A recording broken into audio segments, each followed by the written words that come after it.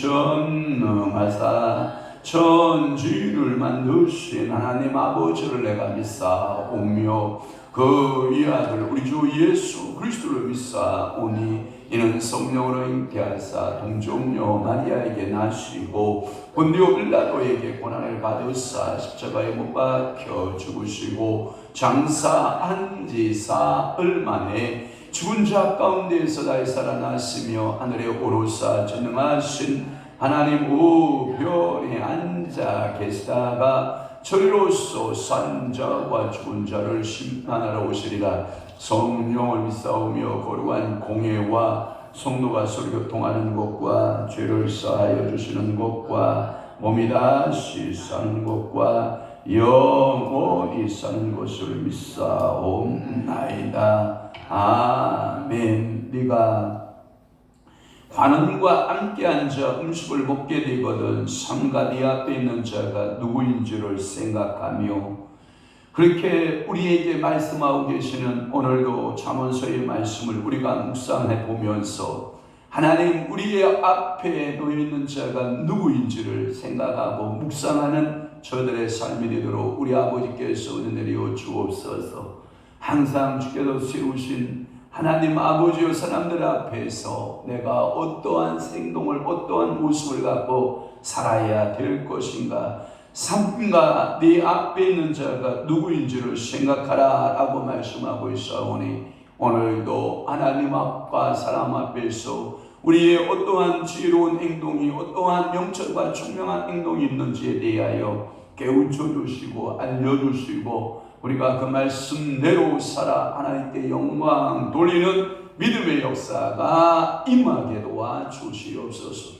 성령 하나님, 오늘도 저희들 거룩한 하나님의 자녀로, 의의 자녀로 귀한 단점에서 깨워주셨사오니, 하나님 우리의 간구, 우리의 소원, 우리의 부르심이 하나님 아버지여 성령에 이끌려 간구하고 성령에 이끌려 기도하는 아름다운 기도의 용사들이 되도록 우리 아버지께서 복내려 주옵시고, 이 차가운 새벽 공기 뚫고 하나님 아버지여 주의 전으로 왔사오니 저들의 수고가 하나님 아버지 앞에 기도로 응답되어지고 축복으로 응답되어지는 놀라운 은혜가 임하게 도와주옵소서. 말씀이 말씀되게 하시고 성령께서 오늘도 우리의 삶 일곱을 의족을 주님이 주장하여 주옵시고, 오늘은 금요일 하나님 금요 저녁 기도회를 주님이 축복하여 주옵시고, 보여주는 곳에 성령 하나님 서로 잡으시고 은혜 내려 주옵소서. 우리 주님 영광 올로 받으실 줄로 믿사옵고 예수 그리스도의 이름으로 축복하며 기도하옵나이다. 아멘.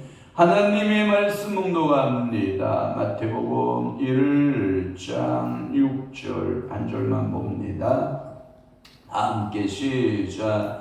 이 새는 다윗 왕을 낳으니라. 다윗은 우리아의 아내에게서 솔로몬을 낳고. 아멘. 여러분, 오늘 마태복음 계속 강의, 마태복음 1장 6절을 중심으로 해서 예수님의 축복이라고 하는 6번째 시간으로 은혜를 받고자 하는 것입니다. 문난 나누기를 6절에 보면 이새는 다윗 왕을 낳으니라 하고 가운데 동그라미가 있죠. 그에 맞춤 또 하나의 시작을 말하고 있고요. 그래서 문단 나누기를 할 때 마태복음 1장 1절에서 6절 A 부분이라고 해서 A 이렇게 말하고 있고요. 또 하나는 6장 B 부분부터 시작됐다 해서 11절 말씀까지 이렇게 나누기도 하고요. 12절에서부터 16절까지 이렇게 나누죠. 그리고 나누는 기준은 14명씩 나눴다라고 하는 거예요. 몇 명씩? 14명씩 이렇게 나눴는데, 그래서 오늘 6절 부분이 왜 중요하냐? 앞에 14명, 뒤에 12명을 이어주는 메시지가 6절에 있기 때문에 그래요. 6절에 다윗왕이라고 하는 것을 강조를 하죠. 그래서 이새는 다윗왕을 낳으니라 이걸 보고 이 다윗이 메시아의 족보에서 가장 중심적이다라고 하는 그걸 보고 이런 표현에 도드라짐 또는 강조 이런 표현이 있는데요. 어떠한 그 도드라짐, 어떤 강조에 대한 이야기고, 다윗이 이제 그리스도의 족보에서 절정을 이룬다 이런 표현을 써요. 그러니까 절정을 이루는 분이 누구냐? 데미드라고 하는 이 다윗을 절정을 두고 있다라고 하는 거예요. 왜 그러냐면 앞에는 왕이라고 하는 표현을 쓰지 않았거든요. 그런데 6절에서 다윗의 앞에는 왕이라고 하는 수식어가 따라오기 때문에 그래요. 그래서 이 다윗하면 킹이라고 하는, 왕이라고 하는 이 강점에 있어서 이 다윗의 그 가장 강력한 왕권, 이 왕권은 이제 이 땅에 도래하는 저 비록 어린 아기의 모습으로 특히 마리아의 몸을 빌어서 이 땅에 오지만, 어린아이의 몸으로 이 땅에 오지만 그는 메시아의 왕권을 가지고 오신다. 그러니까 메시아는 왕권을 갖고 오셨다, 이런 것을 예표되어 있기 때문에 다윗의 왕권에 대하여 주목하라. 그래서 여러분들은 왕 같은 뭐예요? 제사장들이요, 이렇게 표현을 하는 것은 예수 그리스도가 우리를 위해 십자가를 지었기 때문에 우리는 만인 제사장이라는 표현을 쓰거든요. 그러니까 우리 그 개혁주의 교회, 리폼드 처치, 우리가 개혁주의의 생명신학을 하고 있는 교단이잖아요. 그러니까 이 다윗 왕, 왜 왕이 되어야 됐냐? 생명의 근원이 되시기 때문이다. 왕권이 근원이 된다, 이런 표현을 여러분들에게 강조하고 있다라고 하는 거예요.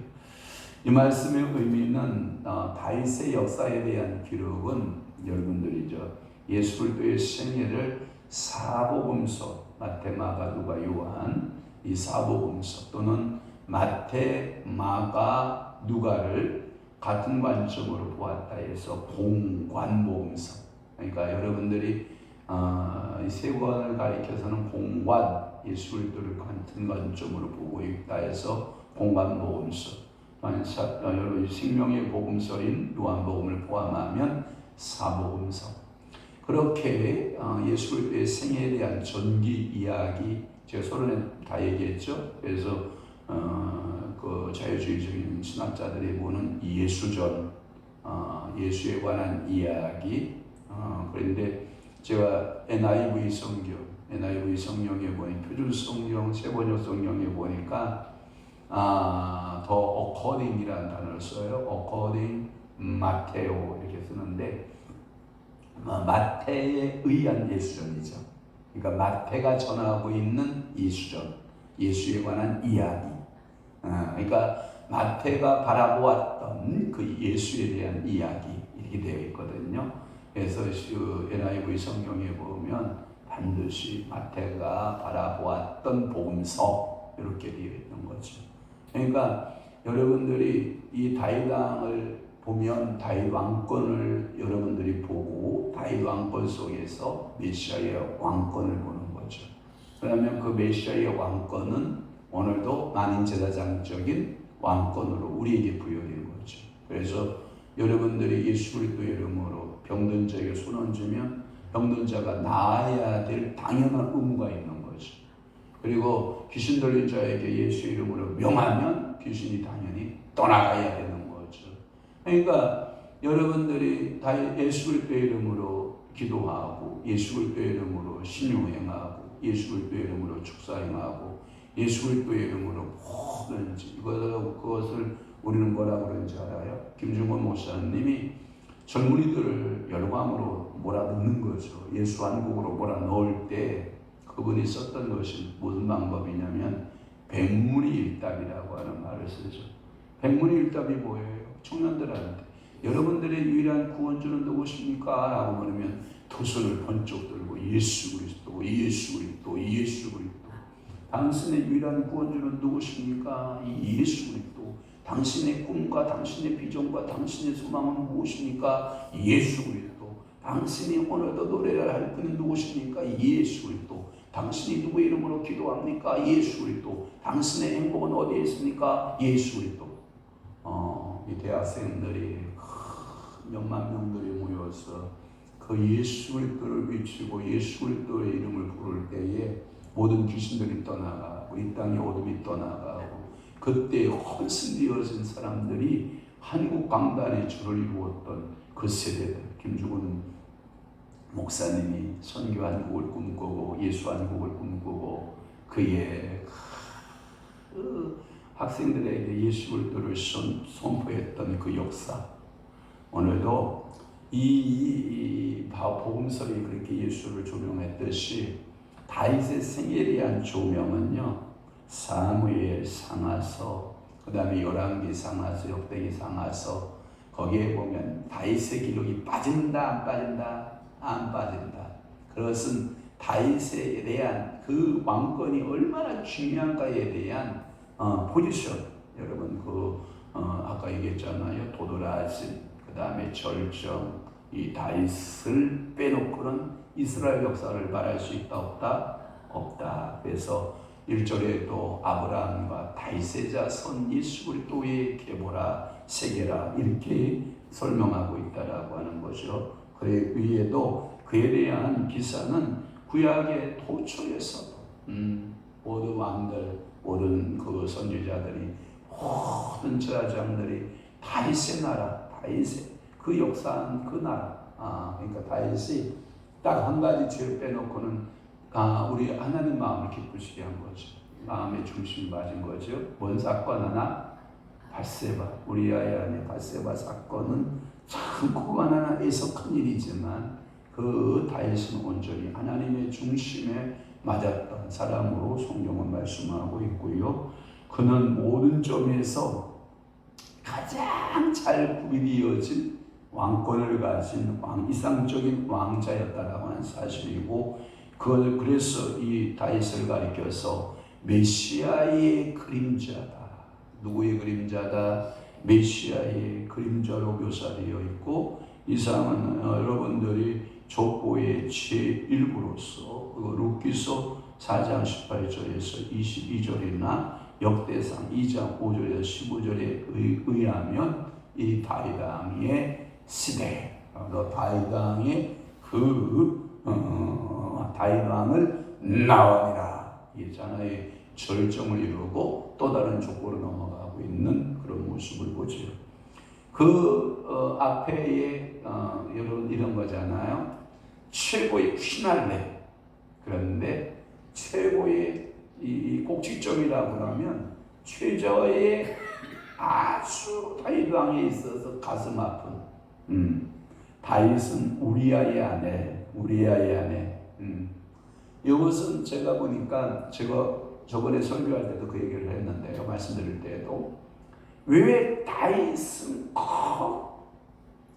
이 밧세바를 이야기할 때 앞에다가 우리아라고 하는 이름을 넣어야만 했느냐? 성경 기자가 우리아의 그 애통함, 우리아의 충성스러움, 그런 것을 잃어버리면 안 된다 해서 항상 밧세바 앞에는 누구의 수식어가 따라와야 된다?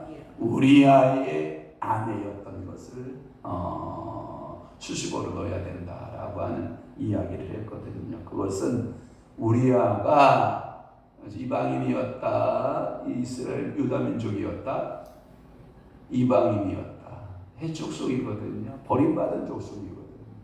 그런데 또 우리아는 자기 아내를 빼앗기고 충성스럽게 다윗 왕권에 충성하다가 죽어갔지만 그의 이름은 하나님은 뭐라고 한다고요? 영원히 네 이름이 기록될 것이다. 영원한 네 이름을 기억할 것이다. 여러분, 이 우리아라고 하는 이 이름을 우리는 잃어버리지 않는다, 이 뜻이라고 해요. 그래서 우리아의 아내 밧세바에게서 이렇게 말씀을 하는 거죠. 그 말의 의미는 이 정상적 관계의 자녀 출산이다, 부정의 관계의 출산이다. 결혼 생활이 정상이 아니었다. 그런데 왜 성경은 기록하고 있느냐? 성경은 도덕을 말하지 않고 성경은 뭘 말한다? 사실을 말하고 있다. 성경은 구속사를 말하고 있기 때문이다. 그래서 우리아의 아내라고 하는 말을 반드시 성경은 삽입되고 있다라고 하는 거예요. 그 말의 의미는 아까도 이야기했잖아요. 최상의 도드라짐과 최상의 절정에 반하여 다윗의 최하의 인생으로서의 최하의 낮아짐. 그리스도가 두 가지 반수이 있다고 그랬죠. 높아짐은 하나님이시잖아요. 낮아짐, 그리스도의 낮아짐은 사람의 몸을 입은 거죠. 그러니까 제가 이제 상식이 풀을 때 셋째 날의 역사가 뭐냐면 땅을 도드라짐을 이것을 육지라 표현을 하거든요. 그 다음에 땅의 가장 낮아짐의 표현을 바다라고 표현을 쓰거든요. 이게 높아짐과 낮아짐. 제가 그래서 우리 부부의 이야기를 할 수 있는데, 저는 산을 좋아하죠. 그러니까 저는 모든 것이 이렇게 계속해서 목표를 가지고 지향적이라고 한다면 우리 한 사람은 이렇게 바다를 좋아하니까 자꾸 이게 낮아짐의 관계에다가 그 낮아짐에 물이 채워지는 평안함이 있는 거죠. 그러니까 저 같은 사람은 매일 허욱대고 산을 오르는 스타일이라면 저분은 평안함을 추구하고 평안함을 그 바다의 그 넓은 것을 추구하는 달라도 어떻게 다른 사람끼리 만나서 결혼하는지 몰라요. 왜냐하면 산을 좋아하는 산사람끼리 만났으면 뭐가 많았을 것 같아요? 투쟁이 많았겠죠. 분쟁이 많았겠죠. 서로 산을 정복하려고 하는 의도가 있겠죠.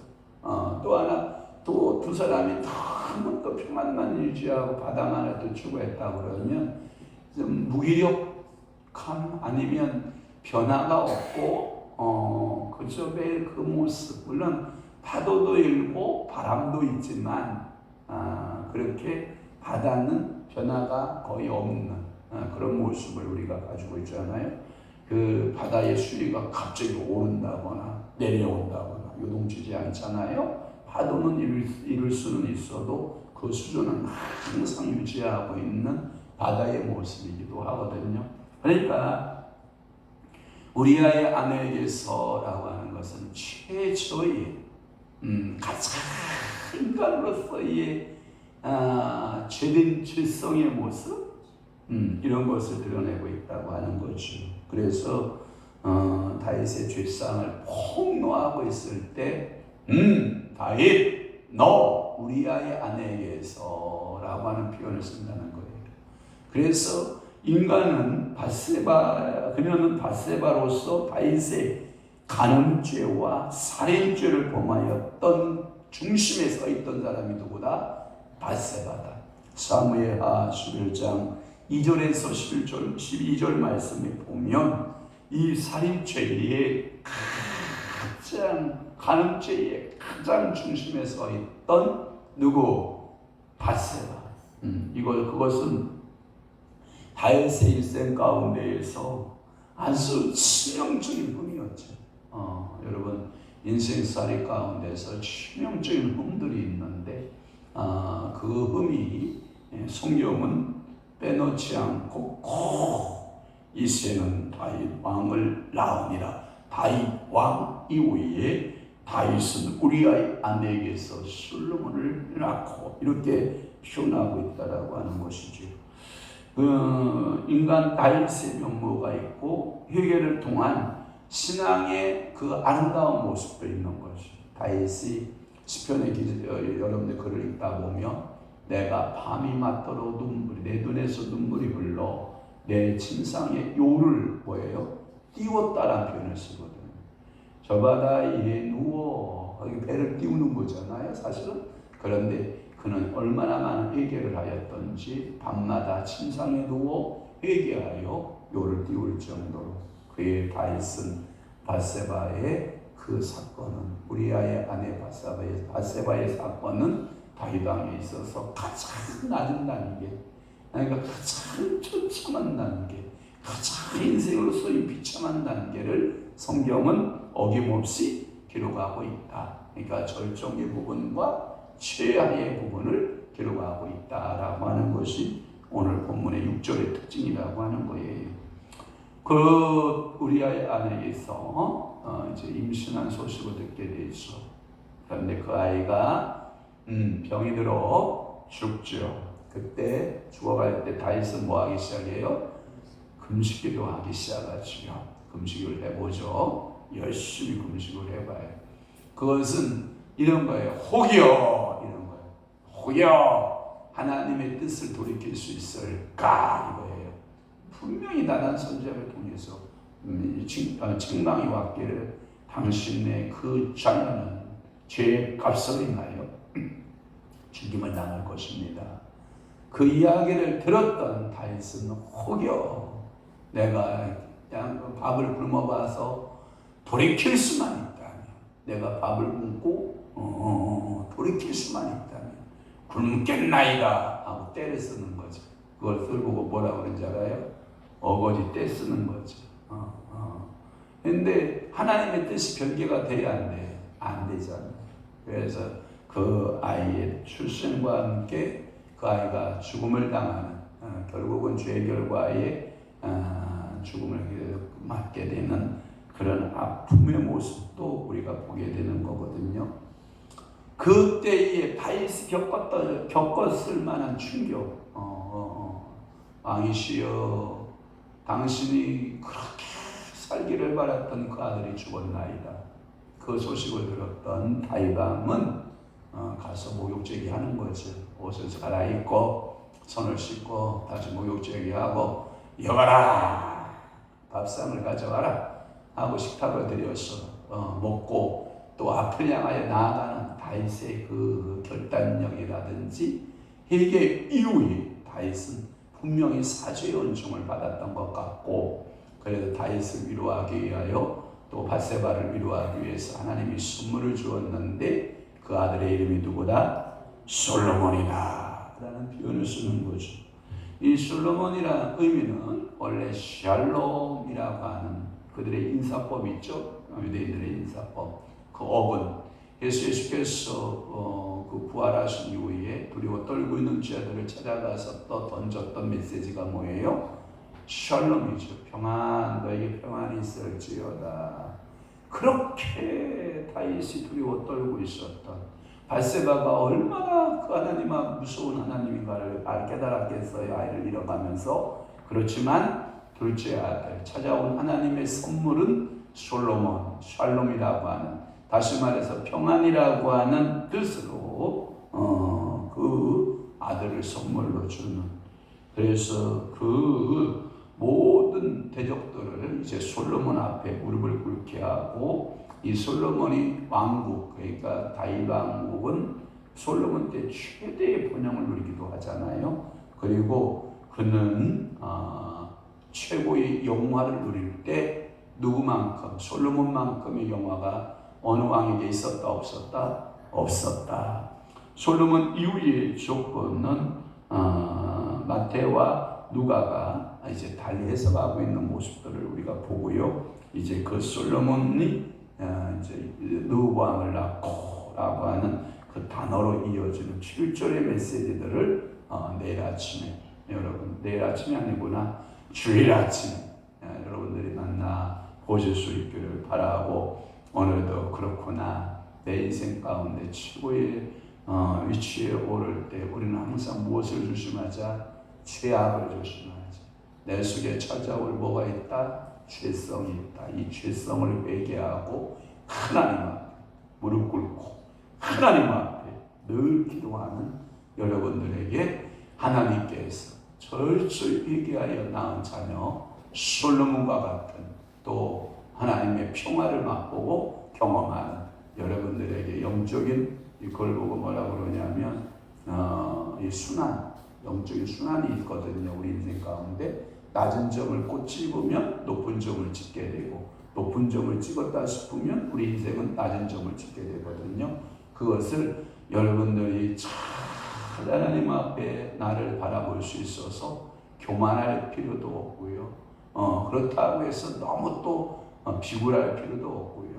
하나님이 주시는 은혜에 대해서 감사하면서 그 은혜의 그 삶을 오늘도 최선을 다하여 살아내는 여러분들에게 하나님의 은혜가, 하나님의 은총이 머물기를 주님의 이름으로 축원합니다. 기도하겠습니다. 좋으신 하나님 아버지, 오늘도 마태복음 1장 6절 말씀, 이새는 다윗 왕을 낳으니라. 다윗은 우리아의 아내에게서 솔로몬을 낳고. 그렇습니다. 하나님, 우리 인생은 좋은 면과 또는 하나님 좋지 못한 면들, 밝은 면과 어두운 면이 우리 인생에게는 존재하는데, 오늘도 하나님의 뜻이 무엇인가를 분별하여 살아내는 하나님의 지혜자들이 다 되도록 우리 아버지가 은혜 내려 주옵소서. 이제는 우리 주 예수 그리스도의 은혜와 하나님 아버지의 극진하신 사랑하심과 성령님의 감화 교통 내주의로 역사